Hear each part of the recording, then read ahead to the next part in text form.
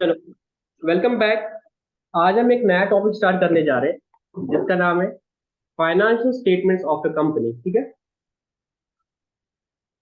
मेरी बुक में chapter number 10 है, आप अपनी बुक में देख लेना। Financial statements of A company. Just 1 minute, laptop hang हो गया।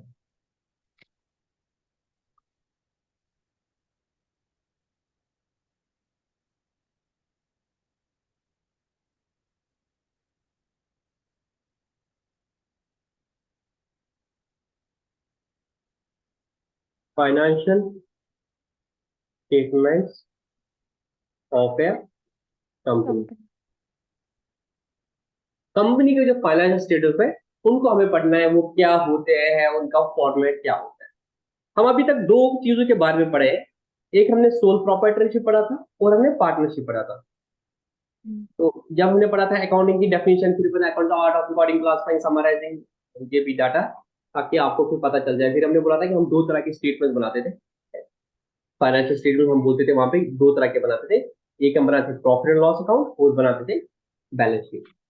प्रॉफिट एंड लॉस हमें बताता था कि उस कंपनी की या उस बिजनेस की फाइनेंशियल परफॉर्मेंस क्या है, और बैलेंस शीट क्या बोलता है, आपकी फाइनेंशियल पोजीशन क्या है। ये दो चीजें हैं।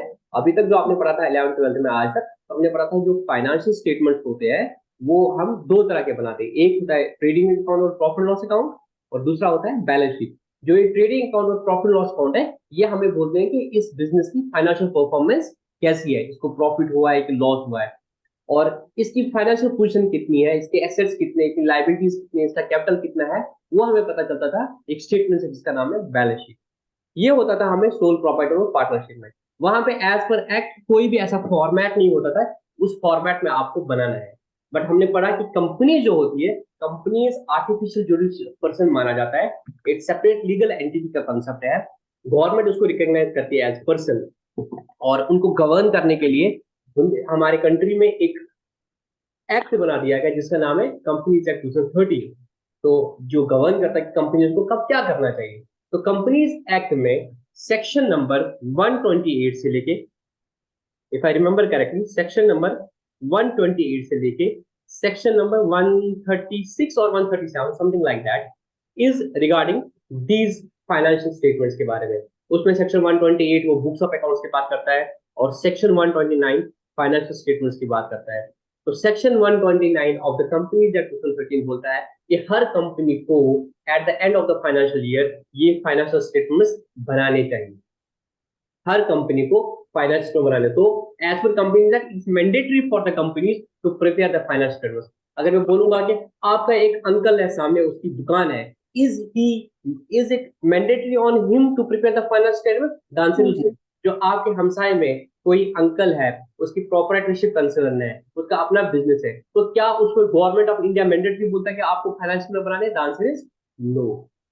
आपके वहां कोई पार्टनरशिप फर्म है, तो क्या आपको मैंडेटरी है? The answer is no. इसमें गवर्नमेंट कुछ नहीं बोलती है, कोई एक्ट नहीं बोलता है। बट हाँ, इनकम टैक्स एक्ट बोलता है कि अगर आपका टर्नओवर सपोज 2 करोड़ है, उससे ज्यादा है, और आपका टैक्स ऑडिट मैंडेटरी है, तब आपको फाइनेंशियल स्टेटमेंट बनाने पड़ेंगे। इनकम टैक्स में ऐसा लिखा है। वो भी तभी जब आपके एक पर्टिकुलर टर्नओवर है या आपका परसेंटेज प्रॉफिट कितना है, उस केस में आपको टैक्स ऑडिट कराना पड़ेगा चार्टर्ड अकाउंट से, और तब आपको फाइनेंशियल स्टेटमेंट बनाने पड़ेंगे। अदरवाइज वहां पे भी बनाने की जरूरत नहीं है। और वहां पे किस फॉर्मूले में बनाओगे वो आपकी अपनी मर्जी है। आपका सीए किस फॉर्मूले में बनाएगा, पीएनएल को, बैलेंस शीट को, गवर्नमेंट को कोई फर्क नहीं पड़ेगा। गवर्नमेंट बस इतना ही बोलती है वहां पे कि अगर आप एक सोल प्रोप्राइटर हो या आप पार्टनरशिप हो, और आपका अगर इतना प्रॉफिट आ रहा है, इतनी सेल है, ये चीज है, तो you have to get these, you have to make financial statement and get them audited by a chartered accountant. जो कल को इंशाल्लाह आप सीए बनोगे और आप वो काम करोगे, वो टैक्स ऑडिट करोगे। बट किस फॉर्म में बनाओगे उसमें कोई कदगन नहीं है। बट कंपनीज के बारे में सेक्शन 129 बोलता है कि कंपनीज को फाइनेंशियल स्टेटमेंट बनाने पड़ेंगे, और सेक्शन 129 बोलता है फाइनेंस में बनाने, और किस फॉर्मेट में बनाएंगे वो फॉर्मेट भी कंपनीज एक्ट बोलता है।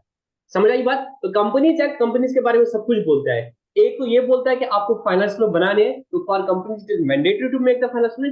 दूसरा, किस फॉर्मेट में बनाना है वो फॉर्मेट भी कंपनीज एक्ट ने बता दिया है। और फाइनेंशियल स्टेटमेंट में क्या क्या आएगा वो भी कंपनीज एक्ट ने बोला है। तो कंपनीज एक्ट में, जब कंपनीज एक्ट में सेक्शन 129 में बोला है कि companies have to make the financial statement, तो कंपनीज एक्ट में फिर क्या होता है, हर एक्ट में ये होता है, एक सेक्शन होती है आमतौर पे, हर हर एक्ट की जो सेक्शन नंबर 2 होती है, अभी आप लॉ भी पढ़ोगे आगे जाके सीए में, तो आप देखोगे हर एक्ट में नॉर्मली क्या होता है, जो सेक्शन 2 होती है वो डेफिनेशन सेक्शन होती है। क्या होती है? Definition section.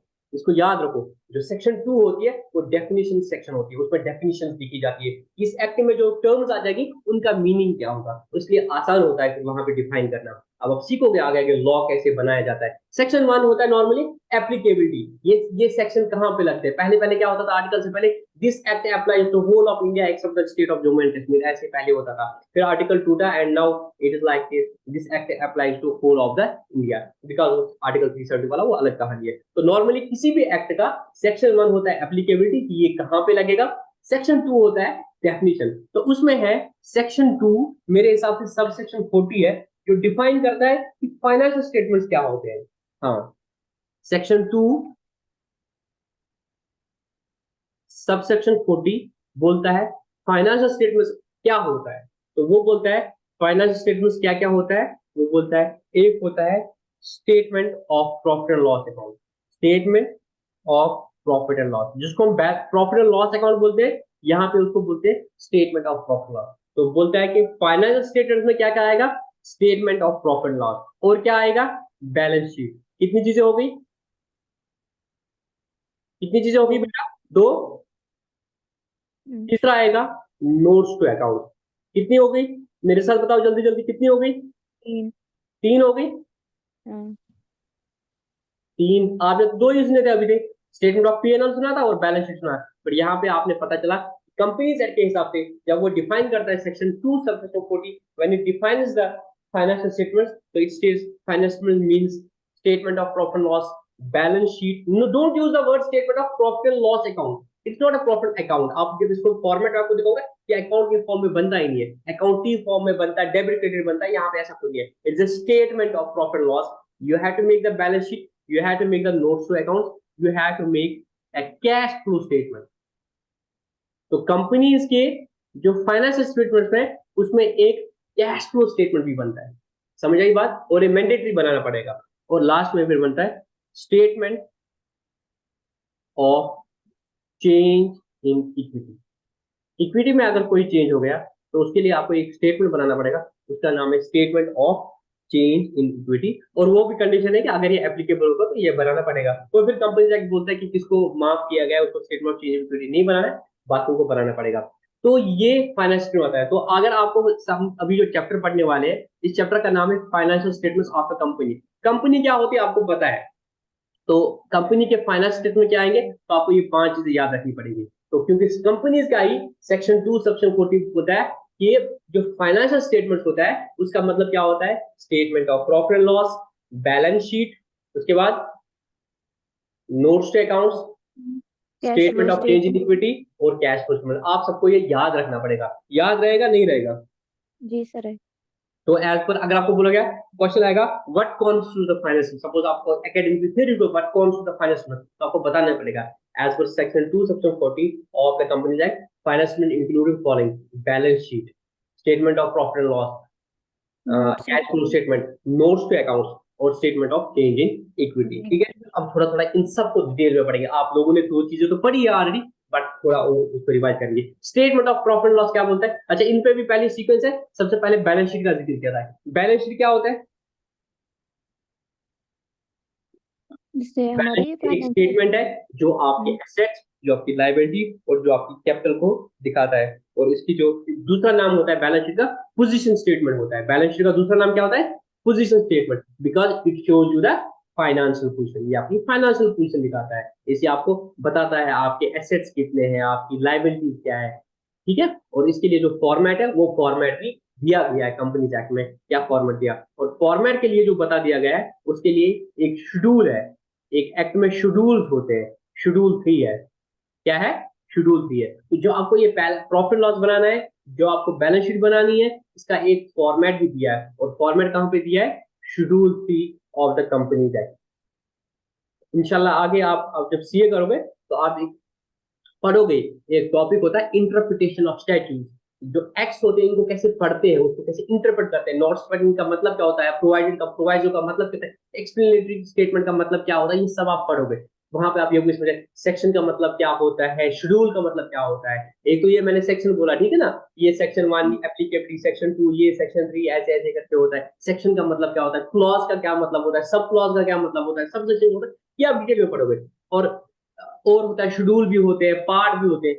शेड्यूल क्या होता है, जैसे यहाँ पे मैंने बोला schedule 3 of the companies act, तो शेड्यूल में होते हैं, सपोज शेड्यूल 3 है, शेड्यूल 3 में वो बताता है format of the balance sheet and format of the profit loss account. अब क्या होता है, जहां जहां पे उसको फिर लिखना होगा कि आपको इस फॉर्मेट बनाना है, तो एक्ट में वो पूरा फॉर्मेट नहीं छापता है, वो बोलता है आप फॉर्मेट जो होगा as per schedule 3, as per schedule 3, तो गो टू द शेड्यूल 3, वहां पे आपको सारा मिलेगा। आप लोगों ने अगर कभी कोई ऑफिशियल नोट देखा होगा, तो वहां पे लिखा होता है कि भाई हमने ये एडवर्टीजमेंट निकाले और इसका जो सिलेबस होगा वो एनेक्सर ए में होगा, तो वहां पे वो नहीं लिखा होता है, वो फिर आप देखते हो एनेक्सर ए में डिटेल मिलता है। तो जहां पे आपको ऐसे ऐसे लिखना होता है, वहां पे आप सारा चीज उधर ही नहीं दिखाते हो, उसके लिए आप बोलते हो refer to this page number, refer to this annexure, और एनेक्सर में वो डिटेल में लगा होता है। वही चीज हेल्प करता है एक एक्ट में शेड्यूल। तो बोला कि शेड्यूल 2 सपोज डेप्रिसिएशन के लिए, इस तरह से आपको वो डेप्रिसिएशन की पूरी रेट्स यहाँ पे नहीं डालनी पड़ेगी, सिर्फ बोला गया कि डेप्रिसिएशन जो लगेगी एज पर शेड्यूल 2 लगेगी, फॉर्मेट जो रहेगा एज पर शेड्यूल 3 रहेगा। वहां पे जाओ, वहां पे आपको फॉर्मेट मिलेगा। समझ आई बात? तो शेड्यूल 3 में फॉर्मेट दिया है, सेक्शन 129 मैंडेटरी करता है बनाना फाइनेंशियल में, तो ऐसे आपको याद रखना पड़ेगा। सेक्शन 129 ऑफ द, ये नॉलेज आपको नॉर्मली इस एंगल से नहीं पढ़ाया जाएगा, आपको सीधे बोला जाएगा ये बैलेंस शीट है, बट ये आपको आगे हेल्प करेगी। मुझे I am not teaching class 12 students, मैं फ्यूचर चार्टर्ड अकाउंट्स बना रहा हूँ यहाँ पे, ठीक है ना। तो मेरी क्लास में जो बच्चा पढ़ रहा है, मैं मद्देनजर रख रहा हूँ कि ये 5 साल बाद चार्टर्ड अकाउंट बनने वाला है, तो मैं आप लोगों को कभी बहुत डेप्थ में पढ़ाता हूँ उसके पे, और कुछ टॉपिक्स बहुत छोटा करके पढ़ाता हूँ, क्योंकि मेरा अल्टीमेट गोल आपका 12th का पास करना नहीं है, मेरा अल्टीमेट गोल है आपको चार्टर्ड अकाउंट बनाना, ठीक है ना। तो शेड्यूल सेक्शन 1 ऐसे समझिए, section 129 of the companies act बोलता है कि कंपनीज को, every company has to make its financial statements, और किस फॉर्मेट में बनाना है, शेड्यूल 3 में वो फाइनेंशियल देख, और फाइनेंशियल में क्या क्या आएगा, वो सेक्शन 2 सबसेक्शन 40 बोलता है कि फाइनेंशियल में ये चीज आती है क्या। एक आता है बैलेंस शीट, बैलेंस शीट क्या आपका बताता है, ये आपकी फाइनेंशियल पोजीशन बताता है, ये आपको बताता है आपके एसेट्स कितने और आपकी लायबिलिटीज कितनी, और बैलेंस शीट किस फॉर्म में बना दी जाएगी, फॉर्मेट आपका शेड्यूल 3 में। उसके बाद आता है दूसरा स्टेटमेंट ऑफ प्रॉफिट लॉस, और again it is been made compulsory under the law, और इसका जो आपको, इसका दूसरा नाम क्या है, जिस तरह से बैलेंस शीट का दूसरा नाम है पोजीशन स्टेटमेंट, और इसका दूसरा नाम है इनकम स्टेटमेंट। क्या नाम है, इनकम स्टेटमेंट। ये आपको बताता है आपकी इनकम कितनी है, और ये आपको दिखाता है कि नेट रिजल्ट आपका जो बिजनेस होगा, जो आपने बिजनेस किया उसका नेट रिजल्ट क्या है, आपका प्रॉफिट है या लॉस है, ठीक है। ये दो चीजें हो गई, आपको अच्छे से समझ आया पीएनएल का मतलब क्या होता है, बैलेंस शीट का मतलब होता है।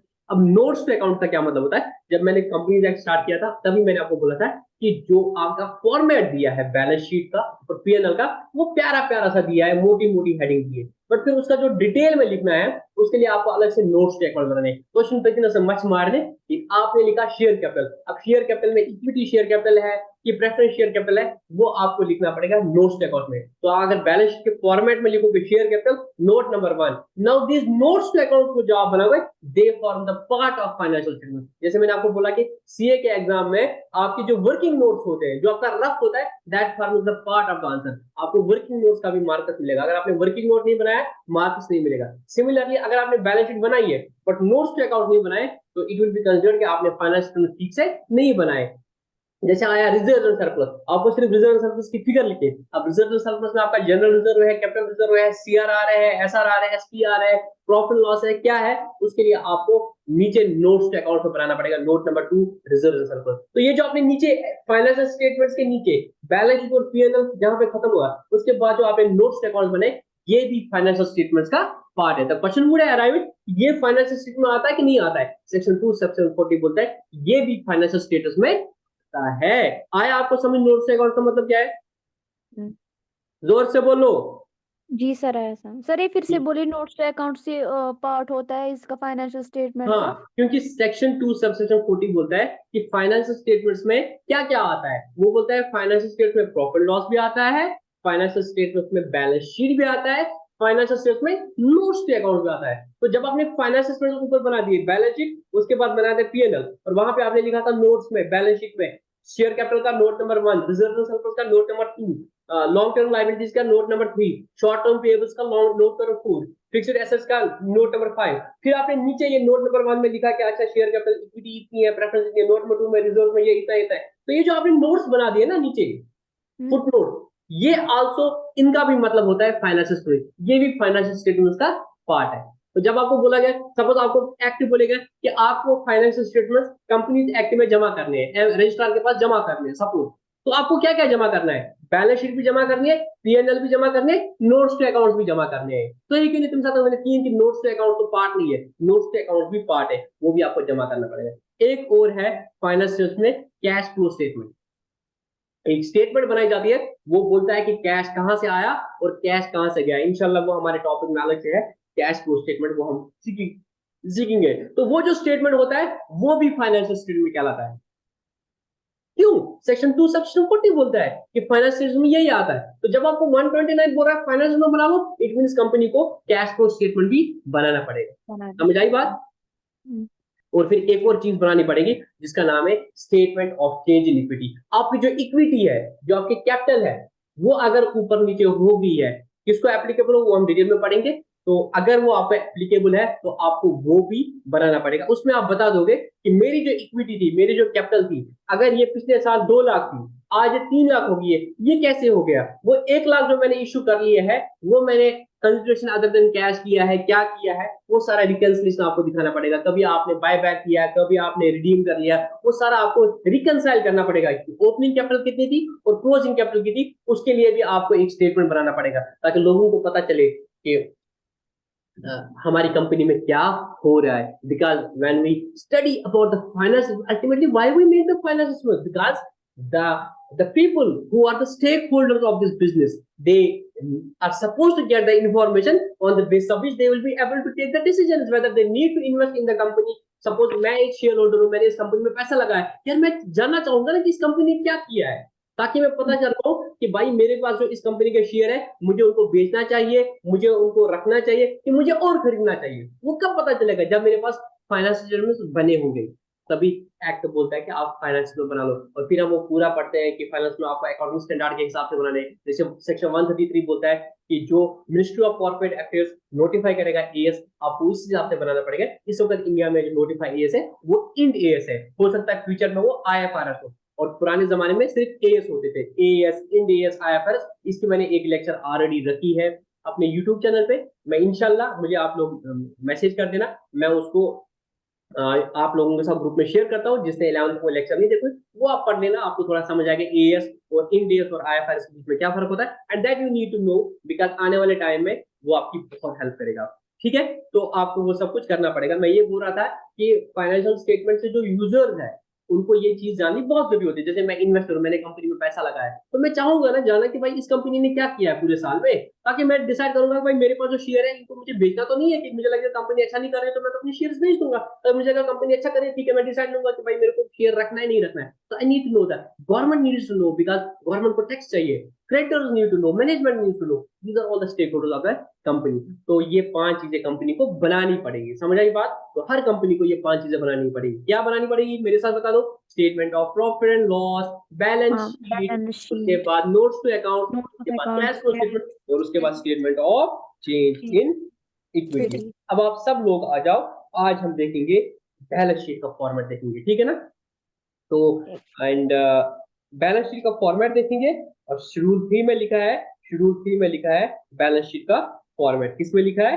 शेड्यूल 3 में 2 पार्ट है। पार्ट 1 बैलेंस शीट के बारे में है, और पार्ट 2 जो है वो statement of profit and loss के बारे में है। तो आपको ये दोनों चीजें सीखनी है। आपको ज्यादा डिटेल में नहीं सीखना है, आपको थोड़ा थोड़ा सीखना है, मोटा मोटी आपको आइडिया होना चाहिए हर चीज के बारे में। हम इंशाल्लाह इसको आहिस्ता आहिस्ता करेंगे, और बट करेंगे जरूर, ये आपको आगे भी हेल्प करेगा। उसके बाद फिर आपका है, क्या बोलते हैं इसको, उसके बाद फिर जब आप इंशाल्लाह सीए में आ जाओगे, वहां पे आपको फिर इसको और डिटेल में पढ़ना है। मेरी बुक में इन्होंने सिर्फ बैलेंस शीट रखा है। एक बार देखो आपकी बुक में इन्होंने प्रॉफिट लॉस भी रखा है कि सिर्फ बैलेंस शीट ही रखा है? फाइनेंशियल स्टेटमेंट में दोनों आते हैं, बट मेरी बुक में इन्होंने सिर्फ बैलेंस शीट ही रखा है। I just want to know, आपकी बुक में इन्होंने बैलेंस शीट और पीएनएल दोनों रखा है, सिर्फ बैलेंस शीट ही रखा है? सर नहीं, हमारे बुक में सिर्फ बैलेंस शीट ओनली है। सिलेबस में क्या है?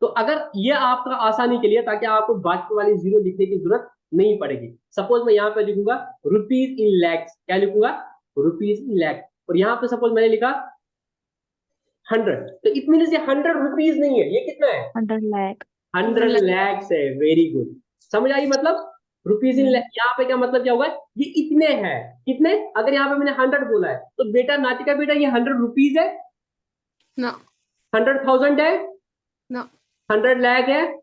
जी तो आपको फिर समझ आएगा ये 100 × लाख है। तो अगर आपको फिगर देखते हैं इनकी कैपिटल कितनी है, तो आप बोलोगे ये आपकी 100 लाख है, या ये सर हो हम क्यों गया। रखते हैं, हाँ, ये हम क्यों रखते ये हैं? इसलिए रखते हैं बिकॉज मटेरियलिटी कंसेप्ट नाम की कोई चीज होती है।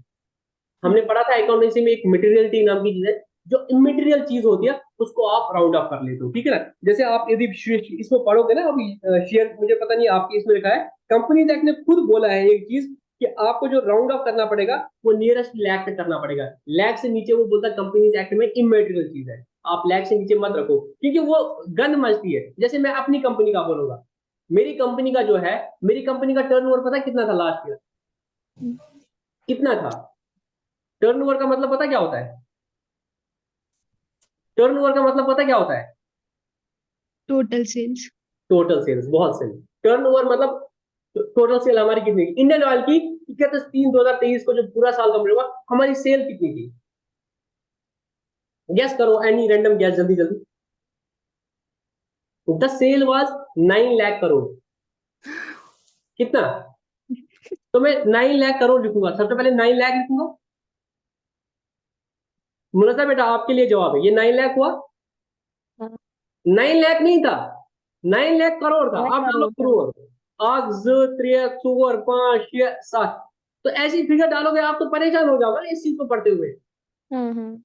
तो तभी जाके ये आता है कि भाई ये अगर ऐसा है तो इंडियन ऑयल बनाएगा अमाउंट इन करोड़ करके, फिर ये सारे हटा देगा, तो 9 लाख आएगा तो फिर भी आपको थोड़ा सा समझ में आ जाएगा। इतना आ जाएगा तो जीरो जीरो नहीं रह जाओगे, कुछ समझ नहीं आएगा, गिनते ही रहोगे कि अच्छा ये हमको शेयर होल्डर पड़ता रहेगा, आग त्रिया तुअर 5 6 7 8 100 100 ये पाती क्या बोलते हैं स्पेंड टू। तो इसलिए इस चीज को आसान करने के लिए आपने सीधे बोला यहाँ पर रुपीज इन करोड़, और यहाँ पर लिखा 9 लाख। समझाई बात। हम्म। जवाब क्वेश्चन पूछना चाहिए ऐसे, और जवाब मिलके फिर सेटिस्फेक्शन आती है नहीं आती है, जी सर आती है। ठीक है। आया ये समझ इसका लॉजिक। चलो, हाँ थोड़ा हाँ। थोड़ा मैंने आपको कंपनीज एक्ट में थोड़ा थोड़ा तो बता ही दिया था, relevant to share capital, but अभी वो तो हम सिर्फ शेयर कैपिटल पढ़ रहे थे, अब हमें सारा बैलेंस शीट का फॉर्मेट देखना है, ठीक है बेटा। चलो देख लीजिए, कोई इशू नहीं है, ठीक है ना। सबसे पहला आ जाएगा आपका, पहला आएगा आपका प्यारा प्यारा इक्विटी एंड लायबिलिटी, है ना। लायबिलिटी। हम्म। क्या आएगा आपका, इक्विटी। इक्विटी है, बुक से लायबिलिटी। देखो, मैं भी बुक से ही देखूंगा, ये याद नहीं रहता है, आहिस्ता आहिस्ता याद रहेगा, ठीक है ना। Equity and liability, liability. इसके नीचे क्या आता है सबसे पहले, शेयर शेयर होल्डर फंड। क्या होल्डर। आता है, share share holder holder. Fund. Equity and liability आपको मोटा मोटी समझ आता है भाई, जो हम बैलेंस शीट टिपिकली बनाते थे टी फॉर्म में, उसमें जो लायबिलिटीज वाला पार्ट होता था उसमें दो चीजें होती थी, एक कैपिटल और लायबिलिटी, तो उसी को बोले इक्विटी एंड लायबिलिटी। इक्विटी में क्या आ जाएगा, शेयर होल्डर्स फंड, कि जो लोगों का शेयर होल्डर का पैसा है। शेयर होल्डर का पैसा क्या है, एक है सबसे पहले शेयर कैपिटल, क्या है, शेयर कैपिटल। Share capital. फिर शेयर कैपिटल का जो जो भी डिटेल होगा वो नोट में बनेगा, नोट नंबर 1 सपोज, अभी उसमें नहीं जाएंगे, तो अभी हमें मेजर मेजर हेडिंग पढ़नी है, हमें डिटेल में नहीं पढ़ना है। तो मेजर हेडिंग हमारा नंबर 1 शेयर कैपिटल, नंबर 2 क्या पढ़ा था हमने, reserve and surplus. Reserve and surplus. आपके पास नया फॉर्मेट होगा, मेरे पास थोड़ा सा पुराना फॉर्मेट है, अगर मैं कुछ गलत लिखूंगा तो मुझे बता देना, ठीक है ना। नंबर सी आएगा, money received against share warrant, money received against share holder. Share warrant. इनको हम कल डिस्कस करेंगे एक एक करके क्या होता है, अभी जस्ट हम अपने आप को फॉर्मेट्स के साथ यूज टू करेंगे। यहां तक कि इनका समझ आया, ये सब पैसा है शेयर होल्डर का, चाहे वो शेयर कैपिटल के नाम का होगा या जितने भी रिजर्व हो गए, अल्टीमेटली वो किसका है, ओनर्स का है, share holder. Money received against share holder, कल मैं समझाऊंगा कैसे शेयर वारंट क्यों कंपनी इशू करती है, इसके थ्रू जो पैसा आता है वो शेयर कैपिटल में क्यों नहीं दिखाएंगे, उसको हम कब तक वारंटी में रखेंगे, वारंट के अगेंस्ट जब शेयर इशू करेंगे तब वो शेयर कैपिटल, उसको हम डिटेल में अलग से पढ़ेंगे, वो हमारे सिलेबस में है, डिटेल में पढ़ना इन हेडिंग को। ये 3 मेजर हेडिंग्स आ गए शेयर शेयर शेयर होल्डर्स की, जी। ठीक। और दूसरा हमारा आता है जो हम अलग से रखते हैं, share application money pending allotment. हमने पढ़ा था कि अगर हमारे शेयर एप्लीकेशन मनी आ गया और अभी तक हमने शेयर कुछ नहीं किया और बीच में 31 मार्च आ गया, तो मुझे बैलेंस शीट बनानी पड़ेगी। तो जो मुझे शेयर एप्लीकेशन का पैसा आया है वो मैंने किस में रखा है, अभी शेयर एप्लीकेशन मनी में हम्म, क्रेडिट रखा है, bank account debit to share application account. अभी तो जी इशू जी नहीं किया शेयर कैपिटल में, तो वो जो शेयर एप्लीकेशन मनी आ गया है अभी मैंने अलॉट नहीं किया है और बीच में बैलेंस शीट आ गई, तो उसको मैं कहाँ दिखाऊंगा, उसको मैं अलग हेड दिखाऊंगा, बिकॉज वो अभी शेयर होल्डर फंड नहीं है, बिकॉज मुझे पता नहीं अभी मैं इनको शेयर दूंगा कि नहीं दूंगा। तो अभी जो वो पैसे का क्रेडिट बैलेंस आ रहा है उसको बैलेंस शीट में कहाँ दिखाएंगे, बिकॉज वो तो मेरी इनकम नहीं है, तो वो तो अल्टीमेटली लाइबिलिटी। कैपिटल होगा या तो रिफंड हो जाएगा। तो उसको हम दिखाते हैं बैलेंस शीट में, शेयर होल्डर्स फंड में नहीं दिखाते, नीचे दिखाते अलग से share application money pending allotment, because it में हैपन या तो मुझे वो वापस करना पड़ेगा या तो मुझे उनकी जगह शेयर देने पड़ेंगे, उनकी जगह शेयर देने पड़ेंगे तो उठ के फिर शेयर कैपिटल में जाएगा, वापस देना पड़ेगा तो वापस हो जाएगा। तभी हम उसको अलग से रखते हैं share application money pending allotment. यहां तक समझ आया? जी सर। मजा आ रहा है पढ़ने में? हाँ हाँ। कल पीठ माचे कसान, नो सर। कल पीठ करते कसू ओके बट रिडेम्पशन को थोड़ा कल पीठ ना। चलो अब तीसरा चीज, ये एक्चुअली हमने पढ़ा है थोड़ा थोड़ा। नॉन तीसरा आपका आएगा non current liability. Current liabilities. Non current liabilities है ना, एक थी आपकी इक्विटी थी, उसके बाद लाइबिलिटीज। लाइबिलिटी में सबसे पहले हम नॉन करंट लाइबिलिटी रखी है, उसके बाद करंट लाइबिलिटी है। अब नॉन करंट लाइबिलिटी में जो आपकी मेजर मेजर हेड्स है, एक है आपका लॉन्ग टर्म बोरिंग। यहां तक पूछे थे ऑलरेडी जब हमने डिबेंचर्स पढ़े हाँ थे, हाँ हाँ हमने बोला था कि वो हमारा आएगा नॉन करंट लाइबिलिटीज में लॉन्ग टर्म बोरिंग, बिकॉज वो एक साल से ज्यादा है और जिसका रिडीम होने उसको तो आएगा शॉर्ट टर्म बोरिंग में। ठीक है, और दूसरा है आपका बी डेफर्ड टैक्स लाइबिलिटी। क्या है? Deferred tax liability. लाइबिलिटी। ये हम पढ़ेंगे इसको डिटेल में क्या होता है, अभी आप इतना ही रखो, डेफर्ड टैक्स लायबिलिटी ब्रैकेट में नेट। ठीक है, उसके बाद तीसरा है, देखो लॉन्ग टर्म बोरोइंग में कुछ चीजें रहेंगी जो वहां पे नहीं आएंगी, वो आएंगी आपकी अदर लॉन्ग टर्म लायबिलिटी में। क्या आएंगी? जो बोरोइंग नहीं है बट लॉन्ग टर्म है, वो आएगा आपका अंदर लॉन्ग टर्म लायबिलिटी। ठीक है, क्या आता है इसमें उसको भी हम डिटेल में पढ़ेंगे, अभी आप सिर्फ फॉर्मेट को यूज करने, फॉर्मेट से अवेयर होने को दो। और अगर आपने कोई प्रोविजन किया है और वो लॉन्ग टर्म प्रोविजन, आप प्रोविजन करते हो, प्रोविजन का क्रेडिट बैलेंस होता है, तो अगर वो लॉन्ग टर्म होंगे, एक साल से ज्यादा के प्रोविजन होंगे तो वो लॉन्ग टर्म प्रोविजन होंगे, एक साल से कम होंगे तो करंट लायबिलिटीज में शॉर्ट टर्म प्रोविजन में आएगा। समझ आ रही बात? थोड़ा याद रहा अभी तक कि नहीं रहा यार? जी सर। जो अभी तक पढ़ा जरा रिवाइज करो, अभी तक क्या पढ़ा? सर सबसे पहले इक्विटी एंड लायबिलिटी हमारा रहेगा मेन, उसमें हमारा आएगा share holders fund, share holders fund में हमारा आएगा शेयर कैपिटल आएगा, रिजर्व सरप्लस आ जाएगा, मनी रिसीव्ड है कितना शेयर बढ़ना है, फिर हमारा आएगा share application money pending allotment, उसके बाद हमारा आएगा non current liability, non current liability में हमारा long term borrowing, deferred tax liability, उसके बाद आएगा अदर लॉन्ग टर्म लायबिलिटी, उसके बाद आएगा लॉन्ग टर्म प्रोविजन। दो चीजें होगी हमारी, और अब आएगी हमारी लास्ट में करंट लायबिलिटी। क्या आएगी? Current liability. तो मैं फोर्थ लिखूंगा, फोर्थ आपका आएगा करंट लायबिलिटी। अब मुझे बताओ बेटा, याद करने के लिए देखो ट्रिक याद रखो, अगर मुझे बताओ अगर नॉन करंट लायबिलिटीज में आया था long term borrowing, long term borrowing का उल्टा क्या आएगा? Short term short. ऐसे आपको याद रखना है, short term borrowing. Deferred tax asset जो है या डेफर्ड टैक्स लायबिलिटी है वो हम हमेशा लॉन्ग टर्म में रखते हैं, उसको भूल जाओ। उसके बाद मुझे बताओ दूसरा चीज जो हमारा होता है, जो हमारे क्रेडिटर्स होते हैं उनको हम बोलते हैं ट्रेड पेबल। क्या बोलते हैं? Trade payable. Trade payable. तो दूसरा हमारा वहां पे आ रहा था deferred tax liability. Deferred tax liability चाहे शॉर्ट टर्म लॉन्ग टर्म नहीं होता उसमें, वो मैं आपको लॉजिकली समझा दूंगा जब होता है, उसकी जगह आपको यहाँ पे रहता है यार ट्रेड पेबल। जो हमारे क्रेडिटर्स है वो हमारी करंट लायबिलिटी है, तो करंट लायबिलिटी में हम उसको दूसरे नंबर पे दिखाएंगे ट्रेड पेबल। उसके बाद ऊपर आ रहा था अदर लॉन्ग टर्म लायबिलिटीज, तो उसका उल्टा क्या आएगा? Other current other current liabilities. ठीक है, अदर करंट लाइबिलिटी। लायबिलिटी। उसके बाद लास्ट में क्या आया था? Long term provision. Long term provision का उल्टा क्या है? Short term provision. Short term provision. इस तरीके से आपका जो है जो लायबिलिटी साइड है वो टोटल कंप्लीट हो जाएगा। तो ये मैंने लायबिलिटी साइड का टोटल कर लिया। अभी ये इस साल का आएगा और ये इसके बदले में पिछले साल की पिक्चर आ जाएगी। ठीक है, तो it was all about the liability part. अब आएंगे किस पार्ट में? एसेट। एसेट पार्ट में। ठीक है बेटा, यहाँ पे एक ही साथ बनेगा, ऐसा नहीं समझना वो अलग पेज पे बनता है ये अलग पेज पे बनता है, ये मुझे इस पेज का कॉन्सेप्ट हो गया।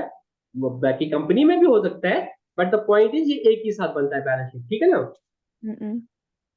यहाँ पे भी 4 चीजें, यहाँ पे आपका आएगा एसेट्स, ठीक है। नंबर 1 थे आपकी इक्विटी एंड लायबिलिटी, और नंबर 2 आपके बन गए एसेट्स। अब एसेट में आपके रखेंगे सीधे 2 चीजें, एक आएगा नॉन करंट एसेट, और दूसरा आएगा आपका current asset. Current. Non current asset में आपका जो सबसे पहले आता है ए पार्ट, ए पार्ट आप मुझे अपनी बुक में बता देना क्या होगा। It is fixed property, property plant and equipment and intangible assets. आपकी बुक में क्या लिखा था? ए है, मतलब ए पार्ट है इसका फिक्स्ड एसेट्स, फिर है इसमें Fixed- टेंजिबल एसेट, हाँ, तो इंटेंजिबल। आपकी बुक में मुझे पता था ये गलती हो सकती है, उन्होंने हो सकता है पुरानी बुक हो, बट देखो इसको आप जो मैंने किया है ना, मेरी बुक में भी वही लिखा था, बट आई नो कि ये ऐसे नहीं है। तो जो फिक्स्ड एसेट है, फिक्स्ड एसेट को आप अपनी बुक में काटो,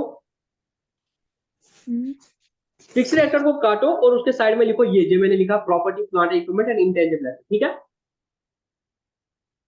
और इस ए पार्ट के अंदर जो property plant and equipment and intangible asset जो है, इसके अंदर में आपके 2 पार्ट लिखो, नंबर 1, नंबर 2। नंबर 1 लिखो प्रॉपर्टी प्लांट एंड इक्विपमेंट लिखो, और नंबर 2 लिखो इंटेंजिबल एसेट। आपकी बुक में क्या हुआ होगा, आपकी बुक में उसने लिखा होगा, ए पार्ट में लिखा होगा फिक्स्ड एसेट, और उसके अंदर लिखा होगा 1 में टेंजिबल, 2 में इंटेंजिबल, ये लिखा है। देखो क्या होता है, पहले ऐसे ही होता था, बट कुछ साल पहले इन्होंने क्या किया, कुछ साल पहले इन्होंने क्या किया बेटा, इन्होंने क्या किया, इन्होंने जो फिक्स्ड एसेट होते हैं इनका नाम चेंज कर लिया। फिक्स्ड एसेट की जगह एक फिक्स्ड एसेट का मेरा एक अकाउंटिंग स्टैंडर्ड होता था AS10, क्या होता था, अकाउंटिंग स्टैंडर्ड 10 होता था फिक्स्ड एसेट के लिए, कि फिक्स्ड एसेट की अकाउंटिंग कैसे करेंगे, तो उसका नाम होता था अकाउंटिंग स्टैंडर्ड 10। और एक एएस होता था हमारा डेप 6, AS6 पर होता था अकाउंटिंग फॉर डेप्रिसिएशन, कि डेप्रिसिएशन की अकाउंटिंग कैसे करनी। इन्होंने इन दोनों को खत्म कर दिया, AS6 को भी खत्म किया, AS10 को भी खत्म किया, उसकी जगह नया AS लाया, AS10, उसका नाम रखा प्रॉपर्टी प्लांट एंड इक्विपमेंट। क्या रखा नाम, प्रॉपर्टी प्लांट एंड, बिकॉज आगे जाके हम क्या करेंगे, जब मैं आपको वो लेक्चर दिखाऊंगा जो मैंने ऑलरेडी रिकॉर्ड किया है, AS, इंड AS और IFRS। कोशिश पहले क्या होता था कि कोशिश होती है कि इंडिया में एटलीस्ट फाइनेंस में एक जैसे बने। अब इंटरनेशनली बिजनेस होते हैं, मल्टीनेशनल कंपनीज होती है, आप यहाँ पे बैठ के फेसबुक के, मेटा के शेयर खरीद सकते हो, आप अमेरिका की किसी कंपनी के शेयर खरीदना चाहते हो आप खरीद सकते हो, वहां के लोग इंडिया में किसी कंपनी का शेयर खरीदना चाहे तो खरीद सकते हैं। तो इस बात की जरूरत महसूस होती है कि भाई ऐसा क्यों ना हो कि सारी दुनिया के लोग, कंपनी जो है, एक ही तरह के फाइनेंशियल में एक ही रूल फॉलो कर ले। उससे क्या होगा, मैं अगर न्यूजीलैंड की कंपनी के फाइनेंस में मैं समझ पाऊंगा कि भाई इनका बिजनेस कैसा है। अगर वो किसी और सेट ऑफ रूल से अकाउंटिंग कर रहे होंगे, हम किसी और से रूल करेंगे, तो हम तो नहीं वहां पे पैसा लगा नहीं पाएंगे, हम उनके फाइनेंस को समझ नहीं कर पाएंगे। तो इसके लिए जरूरत है कि हम सारे कंट्रीज एक ही तरह के फाइनेंस में बना ले, बट इतना ज्यादा अभी पॉसिबल नहीं होता है, बिकॉज कुछ ही साल हुए ऐसे हुए कि इंटरनेशनली वो एक्सेस हो रहा है, बट आने वाले टाइम में ऐसा होगा कि सारी कंट्रीज एक ही तरह के फाइनेंस में बनाए। पर सिंस अभी वो गैप है, हमारी जो एस होते थे वो अकाउंटिंग स्टैंडर्ड होते थे, और इंटरनेशनल जो होते थे वो नॉर्मली IFRS होते हैं, इंटरनेशनल फाइनेंशियल रिपोर्टिंग स्टैंडर्ड। अब इंडिया ने बोला कि हम अभी उनको फॉलो नहीं कर सकते, हम बीच का एक रास्ता निकालते हैं, उन्होंने लाए इंड AS। क्या लाए, Ind AS, Indian accounting standard. तो AS से थोड़ा ऊपर थे और IFRS से थोड़ा नीचे थे, इन कन्वर्जन्स को IFRS लाए। बट वहां पे जो IFRS में होता है वो प्रॉपर्टी प्लांट इक्विपमेंट होता है, तो इंडिया से उन्होंने प्रॉपर्टी प्लांट इक्विपमेंट लाया और कोशिश की उसको AS में भी चेंज करने के लिए। तो AS10 और AS6 को उन्होंने खत्म करके फिक्स्ड एसेट की जगह कंसेप्ट लाया प्रॉपर्टी प्लांट इक्विपमेंट। आपकी बुक में वो अनफॉर्चुनेटली अभी उन्होंने चेंज नहीं किया है, वो चेंज हो गया है, AS10 is now property plant equipment. उसी कंटेक्स्ट में शेड्यूल 3 में भी कंपनी एक्ट ने चेंज किया, यहाँ पे नाम रखा property plant and equipment, because fixed asset नाम की कोई चीज आपको बैलेंस में नहीं दिखती है, जो वो होता है फिक्स्ड एसेट वो आपके फॉल करते हैं प्रॉपर्टी प्लांट इक्विपमेंट। फिर इसका नोट बनेगा, वहां पे आप बताओगे कि आपके बिल्डिंग कितना है, आपका प्लांट कितना है, वो सारा यहाँ पे आता है। प्रॉपर्टी मतलब बिल्डिंग, प्लांट मतलब प्लांट एंड मशीन, और जो इक्विपमेंट आपकी जो फिक्स फर्नीचर वर्नीचर था वो सारा इसमें फॉल करता है। और इंटेंजिबल एसेट, तो यहाँ पे फिर ए जो आपका था टेंजिबल, वो हो गया आपके वो fixed asset property plant equipment, और बी हो गया आपका इंटेंजिबल एसेट। यहाँ तक आपको समझ आया? जी। ठीक है, तो ये 2 हो गया आपका, इसमें आपके 2 चीजें आ गई, एक आया प्रॉपर्टी प्लांट इक्विपमेंट, दूसरा आया आपको इंटेंजिबल एसेट। इसका फिर तीसरा आता है, वो शायद आपकी बुक में भी होगा, कैपिटल वर्क इन प्रोग्रेस। क्या होता है? Capital work in progress. इसको मैं डिटेल में बता दूंगा। पहले याद रखो कि नॉन करंट इन्वेस्टमेंट मतलब अगर मैं कोई बिल्डिंग बना रहा हूँ, अभी वो बिल्डिंग पूरी नहीं हो गई, तो मैं उसको बोलता हूँ एसेट अंडर कंस्ट्रक्शन या कैपिटल वर्क इन प्रोग्रेस। जो मेरा कैपिटल एसेट बनने वाला है बट अभी वो पूरा नहीं बना है, अभी तक मैं उसको बिल्डिंग के नाम से रिकॉग्नाइज नहीं करता हूँ, अभी वो मेरा कैपिटल डब्ल्यूआईपी में दिखता है। मैं इसको डिटेल में दिखा दूंगा। और लास्ट में आपका आएगा, इसके फिर फोर्थ पार्ट आएगा, इंटेंजिबल एसेट अंडर डेवलपमेंट। अगर मैं कोई इंटेंजिबल एसेट बना रहा हूँ और अभी मैंने उसको पूरा नहीं किया है, तो मैं इंटेंजिबल एसेट नहीं दिखा रहा हूँ, वो मैं रखता हूँ इंटेंजिबल एसेट अंडर डेवलपमेंट। जब इस पे आ जाएंगे तब मैं डिटेल में बताऊंगा क्या कहानी होती है। अभी आप इतना ही रखो। दो चीजें आ गई, प्रॉपर्टी प्लांट एंड इक्विपमेंट, उसके बाद आया इंटेंजिबल। जो प्रॉपर्टी प्लांट एंड इक्विपमेंट अभी पूरा कंप्लीट नहीं होगा, वो आपको रखोगे कैपिटल डब्ल्यूआईपी में, और जो इंटेंजिबल एसेट अभी पूरा कंप्लीट नहीं होगा, वो रहेगा इंटेंजिबल एसेट अंडर डेवलपमेंट। इसको मैं फिर मैं डिटेल में बता दूंगा। यह आपकी हो गई बेटा प्रॉपर्टी प्लांट इक्विपमेंट के सब 4 पार्ट्स बने। एक property plant equipment, intangible asset, capital work in progress and intangible assets under development. ठीक है, घबराना नहीं है। ठीक है, इतना याद रखो, घबराना नहीं है, आहिस्ता आहिस्ता खुद ही याद आएगा। डोंट वरी, अभी जितना दिमाग में जा रहा है उसको जाने दो, रिलैक्स रहो, आराम से सोना है ना। निंदर कैसे वैल्यू पानी, सर ने आज पता नहीं क्या पढ़ा है, ये किसको याद रहेगा, कोई घबराने की बात नहीं है। ठीक है, डोंट वरी। तो ये 4 पार्ट हो गए। उसके बाद बी पार्ट आ गया, नॉन करंट इन्वेस्टमेंट। क्या आएगा? Non current investment. वो इन्वेस्टमेंट जो मैंने लगाई है 1 साल से ज्यादा टाइम के लिए, वो मेरा नॉन करंट एसेट है। और नॉन करंट एसेट में मैं कहां दिखाऊंगा उसको? नॉन करंट इन्वेस्टमेंट में दिखाऊंगा। ठीक है बेटा। उसके बाद आपका आएगा डेफर्ड टैक्स एसेट। क्या आएगा आपका? Deferred tax asset. वहां पे डेफर्ड टैक्स लायबिलिटी आया था, यहाँ पे डेफर्ड टैक्स एसेट आया। जब मैं डेफर्ड टैक्स पे आ जाऊंगा तब समझा दूंगा एसेट क्या होता है, लायबिलिटी क्या होता है। ठीक है। उसके बाद आपका आएगा long term loans and advance. अगर आपने किसी को लोन दिया है लॉन्ग टर्म, तो वो किसमें आएगा? Long term loans and advance. और उसके बाद आएगा, अगर कहीं पे फॉल नहीं कर रहा है बट वो नॉन करंट एसेट, तो उसके लिए आप बनाओगे अदर नॉन करंट एसेट। ठीक है बेटा। जी। तो एक आया आपको पहला प्रॉपर्टी प्लांट इक्विपमेंट, उसमें 4 आ गए। उसके बाद B non current investment, C deferred tax, D long term loans and advance and E other non current asset. ठीक है। उसके बाद फिर आपका आएगा करंट एसेट। क्या आएगा? Current asset. ठीक है बेटा। तो नंबर 2 पे आपके आएंगे करंट एसेट। तो करंट एसेट्स में आपको सबसे पहले जो है, अगर आपकी इन्वेस्टमेंट करंट है तो सबसे पहले आप दिखाओगे करंट इन्वेस्टमेंट। समझ आई बात? उसके बाद आप दिखाओगे इन्वेंट्रीज। इन्वेंट्रीज का मतलब क्या होता है? जो आपका स्टॉक है, स्टॉक को हम इन्वेंट्रीज बोलते हैं। जिस चीज में आप डील करते हो, जो आपके गुड्स है, तो यहाँ पे स्टॉक आएगा इन्वेंट्रीज नाम से। ठीक है ना। उसके बाद आप क्या आएंगे, जो डेटर्स होते हैं उनको हम बोलते हैं यहाँ पे ट्रेड रिसीवेबल। क्या बोलते हैं? Trade receivable. वहां पे था ट्रेड पेएबल, क्रेडिटर्स, और उसमें आता है बिल्स पेएबल। उसमें 2 आते हैं, वो नोट पे बनेगा। इस तरह से डेटर्स में आपका आता है डेटर और बिल्स रिसीवेबल। दोनों को बोलते हैं कि ये मुझे ट्रेड से पैसा आने वाला है, तो इसको बोलते हैं ट्रेड रिसीवेबल, चाहे वो डेटर हो या बिल्स रिसीवेबल हो। ठीक है बेटा। उसके बाद आता है आपका D quart, cash and cash equivalent. जो आपका कैश इन हैंड है, कैश एट बैंक है, वो आपका आएगा कैश एंड कैश इक्विवेलेंट। ठीक है। ये 4 हो गए। उसके बाद 5वां आ गया, अगर आपका कोई short term loan and advance है, लॉन्ग टर्म होगा तो ऊपर आएगा, शॉर्ट टर्म होगा तो नीचे आएगा। Short term loan and advances आपका यहाँ पे आएगा। और लास्ट में आपका फिर आएगा अदर करंट एसेट्स। ठीक है। इसको 2-3 बार भी देखोगे ना, थोड़ा थोड़ा दिमाग में जाएगा, और वही थोड़ा थोड़ा आपके लिए काफी है फिलहाल के लिए। मैं थोड़ा जूम आउट करता हूं ताकि आपको एक बार ये सारा दिखा दूं। देखो एसेट वाला पार्ट अब आपको दिख रहा है सारा। Number 1 non current asset, number 2 current asset. Non current asset में 5 चीजें आएंगी। A property plant and equipment, B non current investment, C deferred tax एक्सेस, D long term loans and advances, E other non current asset. और इस तरह current asset में भी 6 चीजें आएंगी। एक current investment, inventories, trade receivable, cash and cash equivalent, short term loans and advances और other current asset. It was all about the format of the balance sheet. अब हमें हमारा क्या टारगेट होगा, कल से हम इनको डिटेल में पढ़ेंगे कि भाई शेयर कैपिटल क्या होता है, रिजर्व सरप्लस क्या होता है, इसमें क्या आता है, money receive against share warrant में क्या आता है, शेयर एप्लीकेशन पेंडिंग मनी, इन सब के बारे में एक एक करके पढ़ेंगे। जब इनके बारे में एक एक दिन पढ़ेंगे, सपोज हमारे 5 दिन लगेंगे, 10 दिन लगेंगे, उससे क्या होगा, उससे आपको क्या हो जाएगा, ये सारा याद हो जाएगा। तो आज आपको कोई याद करने की जरूरत, आराम से क्लास खत्म करने के बाद नमाज पेंडिंग होगी नमाज पढ़ो, खाना खाना होगा खाना खा लो, आराम से सो जाओ। एक हफ्ता आप कोई टेंशन नहीं रखनी याद करने की, और आप देखोगे आहिस्ता आहिस्ता ये सारा दिमाग में आपके जाएगा। ठीक है, तो कोई लोड नहीं लेना है। किसी का कोई डाउट? No sir. ठीक है, तो आराम से रिलैक्स हो जाओ। ये टेंशन है जो नहीं सारन परनो खबर क्या ई का चीज नहीं आती। आप देखो बाय नेक्स्ट 15 डेज आपको ये सारा याद होगा। ठीक है, जी। चलो क्लास करवा खत्म। हम्म। चलो गुड नाइट, अल्लाह हाफिज। अब अल्लाह। ग्रुप पे डाल दो कि क्लास खत्म हो गई, फिर बिजनेस के टाइम आपको सर देंगे। आई होप किसी को कोई डाउट नहीं है, कोई क्वेश्चन नहीं है। No sir. चलो गुड नाइट, अल्लाह हाफिज। अल्लाह।